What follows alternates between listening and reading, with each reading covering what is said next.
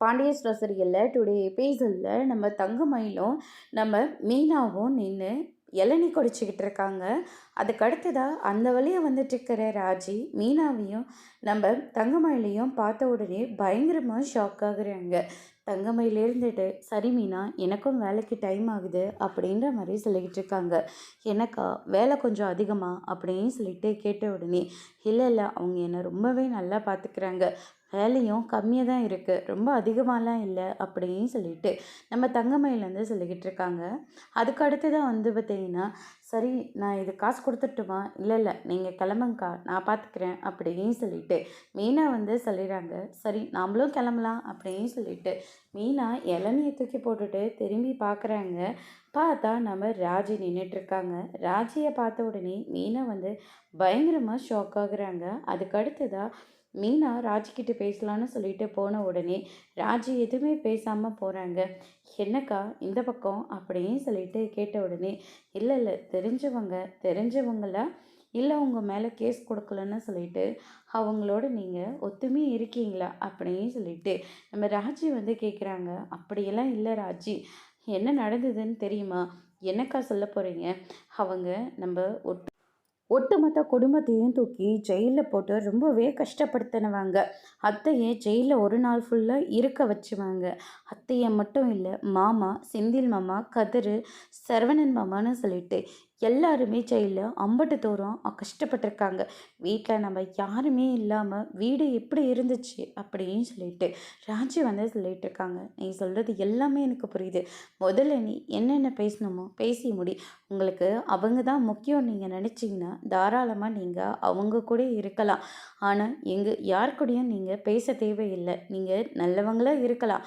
ஆனால் நம்ம குடும்பத்துக்கு கெட்டவங்களாக இருக்கிறவங்களுக்கும் நீங்கள் நல்லவங்களாக இருக்கிறது தான் ரொம்ப கஷ்டமாக இருக்குக்கா அப்படின்ற மாதிரி சொல்லிட்டு ராஜி அங்கேருந்து கிளம்புறாங்க. அத்தை சொன்னாங்க, நீங்கள் கோயிலில் மீட் பண்ண வச்சிங்க, அத்தை எப்படியாவது பேச வைக்கணும் ட்ரை பண்ணீங்கன்னு சொல்லிட்டு.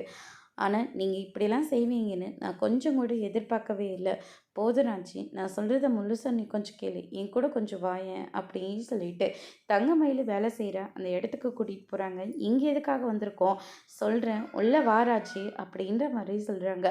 அதுக்கு அடுத்ததாக உள்ளேயும் கூட்டிகிட்டு போகிறாங்க. நந்தினி இருக்காங்க. வா மீனா அப்படின்னு கூப்பிடுறாங்க. ராஜி இருந்துட்டு, அக்கா இங்கே எப்படி, இவ தான்க்கா ஏன் ராஜி அப்படின்ற மாதிரி சொல்லிடுறாங்க. ஓ அப்படியா, அக்காவை பார்க்கலாமா, அக்கா இருக்காங்களா அப்படின்னு சொல்லிட்டு கேட்ட உடனே அத்தைக்கு இப்போ தான் எல்லாத்தையும் தொடச்சி விட்டு ட்ரெஸ் மாற்றிட்டுருக்கா, நான் கூப்பிட்றேன் அப்படின்னு சொல்லிட்டு மீனா வெயிட் பண்ண சொல்லிட்டு உள்ளே போயிட்டு பார்க்குறாங்க. மீனா அவங்க எல்லாத்தையும் முடிச்சிட்டாங்க, நான் வர சொல்கிறேன் அப்படின்னு சொல்லிட்டு போய் தனியாக போயிட்டு பேசுகிறாங்க. அதுக்கடுத்ததாக ராஜி நாம் காலையில் பேசிகிட்டு இருந்ததை ராஜி பார்த்த உடனே கோவப்பட ஆரம்பிச்சிட்டாக்கா. என்ன பண்ணுறதுன்னு தெரியல, அதனால தான் நான் இங்கே கூட்டிகிட்டு வந்தேன். அக்கா எல்லா விஷயத்தையும் சொல்லிட்டுமா அப்படின்னு சொல்லிட்டு மீனா கேட்ட உடனே சொல்லிடு அப்படின்னு சொல்லிட்டு தங்கமயில் பண்ண எல்லா விஷயத்தையும் ராஜிக்கிட்ட வந்து சொல்லிக்கிட்டு இருக்காங்க. வீட்டுக்கு போனது, அவங்க அம்மா தங்கமயிலை ரொம்பவே அவமானப்படுத்தி பேசினது, அதுக்கு அடுத்ததாக அதை தாங்கிக்க முடியாமல் சரவணனை தேடி போனபோது சரவணனும் தங்கமயிலை பிடிச்சி திட்டினது, அந்த விரக்தியில் தங்கமயிலை போயிட்டு சாகலான்னு சொல்லிட்டு போனபோது மீனா சமாதானம் பண்ணி கூட்டிகிட்டு வந்தது, அதுக்கு அடுத்ததாக ப்ரெக்னெண்ட்டாக இருக்கிற வரைக்கும் எல்லா விஷயத்தையும் ராஜ்கிட்ட வந்து சொல்லிட்டு இருக்காங்க. இவ்வளோ நடந்திருக்கா, இதெல்லாம் எனக்கு தெரியவே தெரியாது, ஆனால் கோவம் மட்டும் அதிகமாக இருந்துச்சு, அதனால தான் நான் அப்படிலாம் பேசிட்டேன், நான் அப்படி பேசியிருக்கக்கூடாது, என்னை மன்னிச்சிடுங்க அப்படின்ற மாதிரி சொல்லிடுறாங்க. ராஜி என்னை மன்னிச்சிடு ராஜி, வீட்டில் அத்தை மாமா அவருன்னு சொல்லிட்டு எல்லாருக்கிட்டேயும் நான் மன்னிப்பு கேட்டுட்டேன், போதுன்ற அளவுக்கு அசிங்கமும் நான் பட்டுட்டேன், இதுக்கு மேலும் நான் தனியாக வாழலாம் முடிவும் பண்ணியாச்சு, நீ தான் எனக்கு கொஞ்சம் சப்போர்ட்டாக இருக்கணும் அப்படின்ற மாதிரி சொல்லிக்கிட்டு இருக்காங்க. சப்போர்ட்டாக இருப்பனா இல்லையான்னு எனக்கு தெரியாது, ஆனால் நீங்களும் குழந்தையும் நல்லபடியாக இருக்கணும்னு வேணால் அந்த கடவுள்கிட்ட நான் பிரார்த்தனை பண்ணிக்கிறேன் அப்படின்னு சொல்லிட்டு தங்கமயில் அங்கே சொல்லிட்டு ராஜா அங்கேருந்து கிளம்பிடுறாங்க. அதுக்கு அடுத்ததாக வந்து பார்த்திங்கன்னா, விடுங்கக்கா ராஜியை சமாதானம் ஆகிடுவா அப்படின்னு சொல்லிட்டு தங்கமயில் மீனை வந்து சமாதானம் பண்ணிக்கிட்டு இருக்காங்க. அதுக்கு அடுத்ததாக வந்து பார்த்திங்கன்னா, கதிர் கூட ராஜி வந்து டீ குடிக்கிறதுக்காக வெளியில் வராங்க. என்கிட்ட நீ ஏதாவது சொல்லணுமா, எதை சொல்லணும்னு நினைக்கிறேன்னு மட்டும் தெரியுது, இல்லை டீ குடிக்கலாமா அப்படின்ற மாதிரி சொல்லிடுறாங்க. அதுக்கு அடுத்ததாக வந்து பார்த்திங்கன்னா, சர்க்கரை இல்லாமல் ஒரு டீயை வாங்கிட்டு வராங்க. மீனாவுக்கு ஃபோன் பண்ணி கதிர்கிட்ட மாதிரி என் விஷயத்த சொல்லிட்டுமா, ஏன்னா அவர் என்னுடைய ஹஸ்பண்ட். அது உங்கள் 2 பேரோட விஷயம் இருந்தால் நீ பேசிக்கலாம்.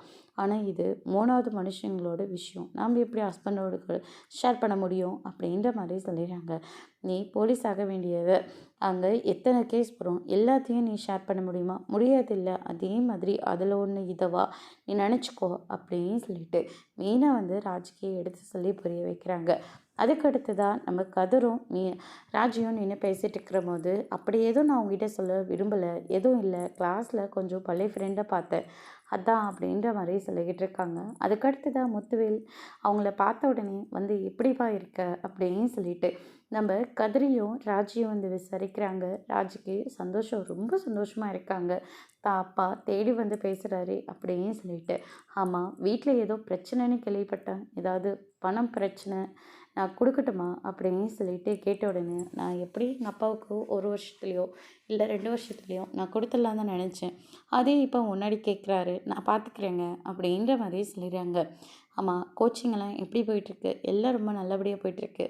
பாஸ் ஆகிடுவில்ல? அதெல்லாம் ஆகிடுவேன். ஆனால் ரிசல்ட்டு தான் எப்படி வரும்னு எனக்கு தெரியல.